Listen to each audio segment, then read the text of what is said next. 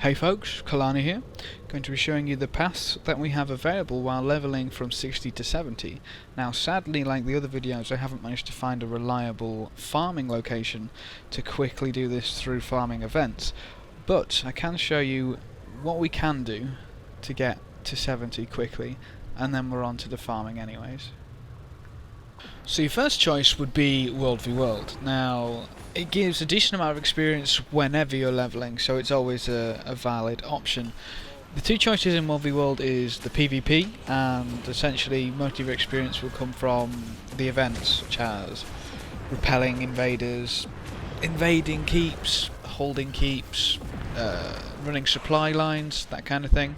And then you also get, excess amount of experience for actually partaking in the murder of large groups of people. But once again, it's a little frustrating if World v World isn't going well for you.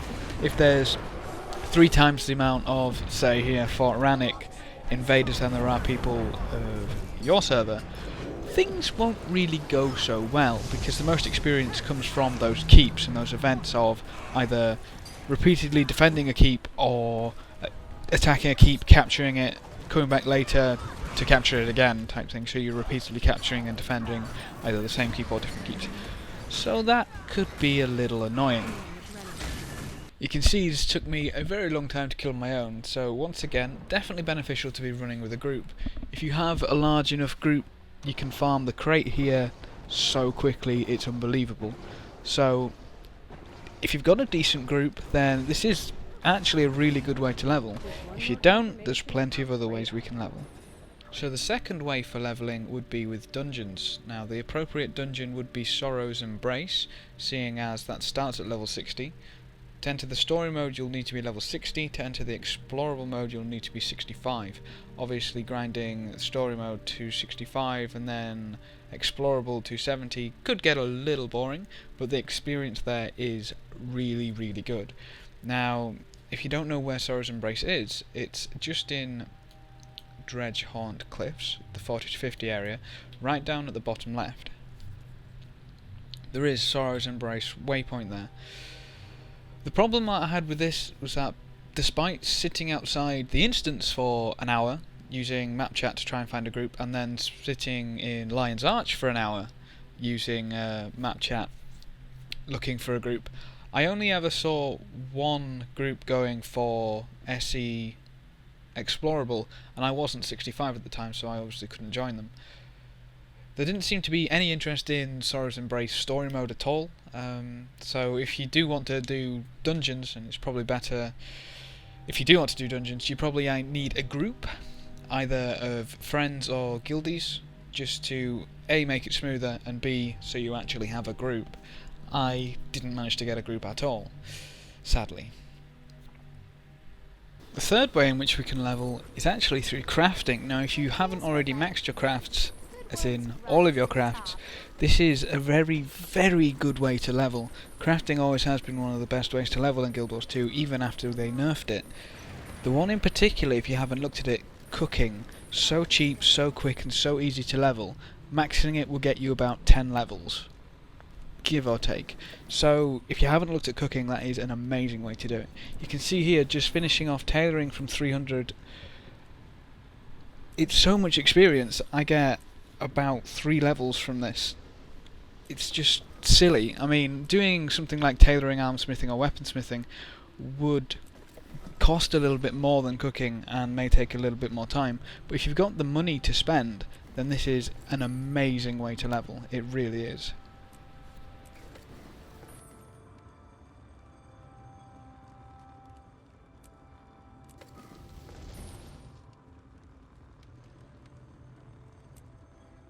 So our last option, if you either don't have the money for crafting, not interested in the PvP, or can't find a group for dungeons, is Reknown Hearts. Now this is obviously going to be your bread and butter for leveling, no matter what level you are, but just for, a bit of clarification, for 60 to 70 you've got Heartfire Rise. Now remember, while doing your Reknown Hearts, pay attention to what events are nearby. Ask in map chat, are there any events? The ones that you want to pay particular attention to in Fireheart Rise would be the one to defend the dungeon entrance to Citadel of Flame, mainly because it comes up so often, and whenever it does come up, any group wanting to do Citadel of Flame will also have to clear it, meaning there's going to be no shortage of help to actually get that done. Paying attention to what events are nearby Reknown Hearts also pays off really quickly, because you usually get reputation, experience, progress, whatever you want to call it, with the Reknown Heart for doing the event. 2 birds with 1 stone is always the quickest way to level. The other thing to note is, if you take part in an event but don't want to finish it, or it's going to take too long to finish, you can actually take part for a little while and then leave. You'll still get full credit for what you did. Even if it's bronze, silver or gold, you'll still get experience. Even if it fails, you'll still get experience. It's all experience. And this is what we need, obviously, to level as quickly as possible. The second choice would be Mount Maelstrom. Now, I personally love Mount Maelstrom because there is a huge event there, which kicks off with Mark II Golem, released from Inquest, which goes to a Sylvari camp, and that ends up with a huge boss battle, eventually, inside the volcano itself, which also has a boss chest, so there's loot to be had there as well.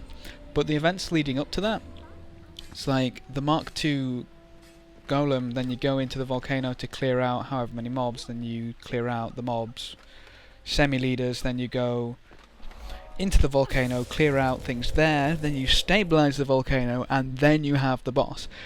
All of those events together is so much experience.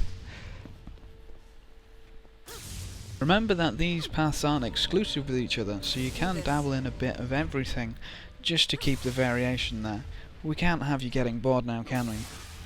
Anyway, thank you for watching, folks, and as always, I'll see you next time.